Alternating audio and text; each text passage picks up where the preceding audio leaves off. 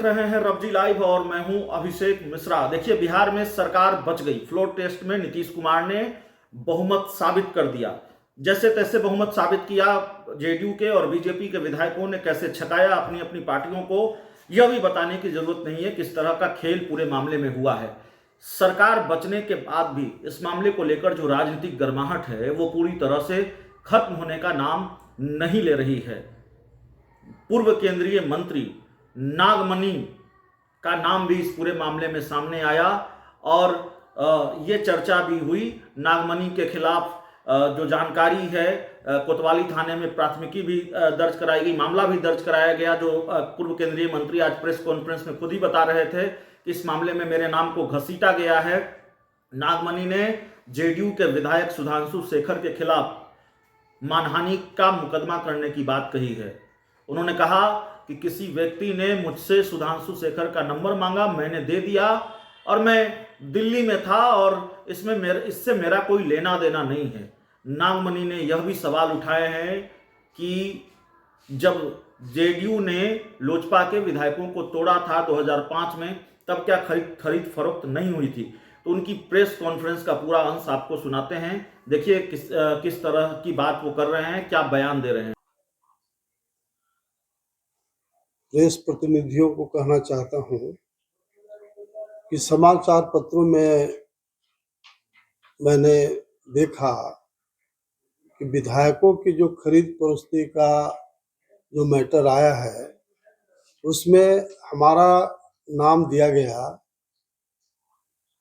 जो बिल्कुल तथ्यहीन है, कोई तथ्य से मतलब नहीं है। 11 तारीख को सुधांशु शेखर जी जो हरलाखी के विधायक हैं, उनको मैंने फोन इसलिए किया कि एक व्यक्ति ने मुझे कहा कि सुधांशु शेखर आप लोग के रिलेशन में है तो उनका नंबर चाहिए, तो मैंने उनको नंबर दे दिया। और उसके बाद कौन क्या बात क्या नहीं किया उससे कोई मेरा लेना देना नहीं है। जो जिसने नंबर मांगा उसका भी मुझे नंबर याद नहीं है, क्योंकि कोई दिन ऐसा नहीं कि 300-400 फोन मेरे तरफ नहीं आता है। तो अभी दिस इज नॉट पॉसिबल कि हम सबका नाम याद रखें। और उसमें बाद में हमने देखा कि कोतवाली थाना में केस किया गया, वहां से फिर केस को आर्थिक अनुसंधान विभाग भेजा गया। तो मैं बिल्कुल जांच का यहाँ मेरा मैटर नहीं उठता है। हमारा कोई रोल ही इसमें नहीं है जिसमें कोई जांच का मैटर हो। अलग बात है कि जिसको जांच करना है जांच करे। हम लोग कभी, आपको याद होगा, नीतीश कुमार जी की सरकार में ये सब हो रहा है, आश्चर्य हमको लगता है।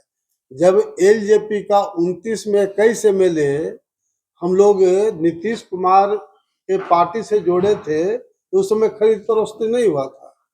अरे भाई, कोई एमएलए अगर आता है जाता है तो इसमें खरीद फरोख्त क्या हम मैटर है? कोई आदमी बोल दिया कि हम 10 करोड़ देंगे, 20 करोड़ देंगे, उसे क्या लेना देना इन बातों का है? ये बिहार सरकार का ये डिसीजन ही गलत इस बात के लिए है कि इस तरह से किसी को बदनाम किया जाए। तो ये जो सुधांशु शेखर जी हैं, वह सिर्फ मंत्री बनने के लिए, नीतीश कुमार के बहुत गुडबुक में बनने के लिए इस तरह का घिनौना हरकत किए और हमारा इमेज को खराब करने के लिए पूरे देश में नागमणि पहला लीडर है जो चारों सदन, लोकसभा, राज्यसभा, एमएलए, एमएससी, केंद्रीय मंत्री, बिहार में मंत्री, हमारे पितामह शहीद जगदेव प्रसाद जो जिनको बिहार का लीलिन कहा गया, उत्तर भारत में जो आज राजनीति चल रही है उनका देन है। हमारे फादर इन लोग एक सीएम रहे हैं। तो इस तरह से हमारे इमेज को बदनाम करने की कोशिश किया गया है, उससे कोई हम पर फर्क पड़ने वाला नहीं है। और दूसरी बात हम जरूर कहना चाहते हैं कि तेजस्वी यादव जी एक बिहार के उभरते हुए नेता हैं और मुख्यमंत्री बनने के पहले उन्होंने बिहार के नौजवानों के बीच कहा था कि हमारी सरकार बनेगी तो मैं 10 लाख युवाओं को रोजगार देंगे। बाबू नीतीश कुमार जी मुख्यमंत्री हैं, उन्होंने कहा कि पैसा कहाँ से आएगा। तो उतने कम दिनों में तेजस्वी यादव जी डिप्टी सीएम रहे, उतने कम दिनों में 2.5-3 लाख लोग का नियुक्ति कराना, ये total credit go to Tejashwi Yadav. इसमें नीतीश कुमार जी का कोई रोल मैं नहीं मानता हूँ, तेजस्वी यादव जी को मैं मानता हूँ। और हमारे पिता अमर शहीद जगदेव प्रसाद, जो तमाम 90% हरिजन, आदिवासी, मुसलमान, पिछड़ी जाति, ऊंची जात के गरीब लोग की लड़ाई लड़ते हुए शहीद हुए हैं।